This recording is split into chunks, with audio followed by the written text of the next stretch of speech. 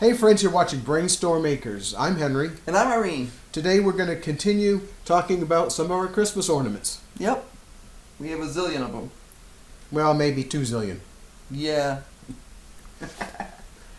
So, after we've been married or so for a while and we had our first munchkin, Henry's folks gave us a collection of plastic ornaments that they had from their own tree when their kids were little. And we still have them. I've only dragged out one so far because I've just gotten into a new box. But I'll be putting these plastic ornaments around the bottom of the tree so that Isa cannot break them, because she occasionally will decide it's a great idea to swat them or even steal them sometimes, and you'll find them down the other end of the house. Yeah, she steals all manner of things that are easily accessible on the bottom. Yeah. And if it weren't on the very bottom of the tree, she'd be happy to go up the tree to get it. Don't say that. She's never done that before. So, yeah. So we have that set from Henry's mom and dad. We have, let's see, this one is actually from my mom and dad. We have a collection of these old-style German blown ornaments. I got those from my sister after my mom was gone. My sister does not like using glass Christmas ornaments in the house because she has a small herd of cats and dogs.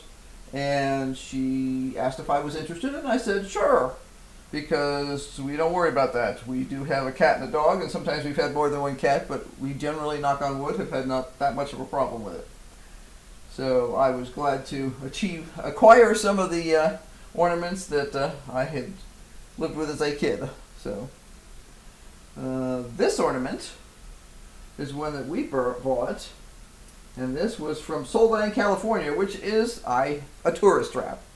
But they did have they have a lot of Scandinavian stuff. I forget whether it's supposed to be Norwegian or Danish or what the heck it is. I'll put a note in the video. Yeah, I don't remember. But at any rate, But there were certainly Danish and Norwegian and Swedish shops there. And we did find like 1 or 2 shops. A lot of the stuff is big, fancy, schmancy stuff. But what I really like is a lot of the folk art. And they have these traditional, made from wheat straw ornaments. And I own 3 or 4 of them. And I just love them. So they always go. And I make sure that they go up high enough so that even though they're non-breakable, they could be chewed. And I don't want them to be chewed. So, yeah, they have to be up high enough to be safe.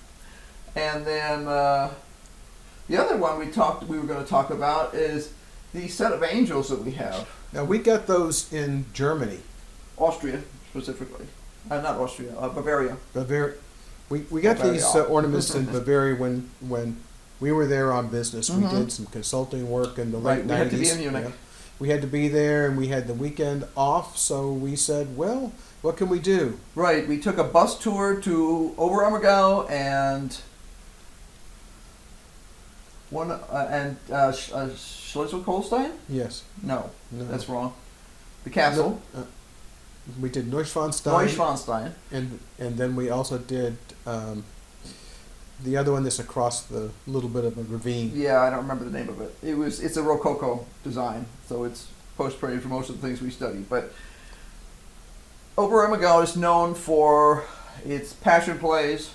They put that on, I think, every 4 years. I don't remember anymore. I knew to do the big one, not every year, but every few years. Yeah, it's every couple of years. And then they are known for their wood carvers, who are amazing. And this is actually a hand-carved wooden angel. And we have quite a few angels, and then we have, it actually has the guy's sticker on the bottom of it. Josef Albel. And it was fun watching him carve these because he's unbelievably fast. Right, and well, he's probably made a zillion of them.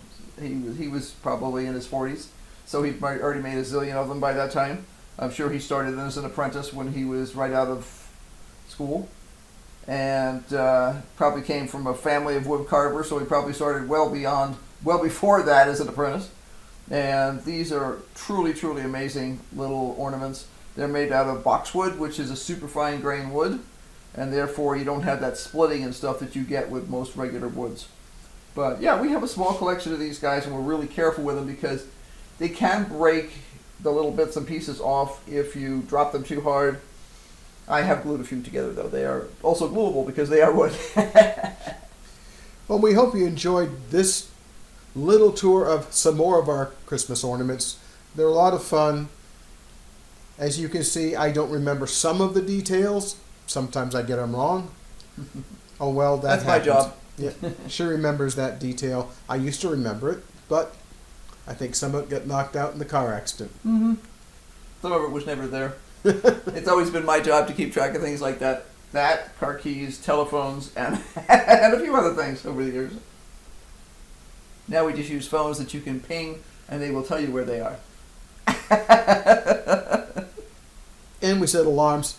Especially, you set a lot of alarms to make Right. sure that you're doing things that you have a specific time that things need to be done in. Oh yeah, you'll hear my alarms go off a lot of times when I'm doing videos and stuff because I almost missed a class yesterday because I was working down in the studio and all of a sudden my alarm went off and I went, Oh and no! I have the alarm set for a half an hour before the class, so I have time to get my hair combed, sit down, get the computer set up, all that sort of stuff.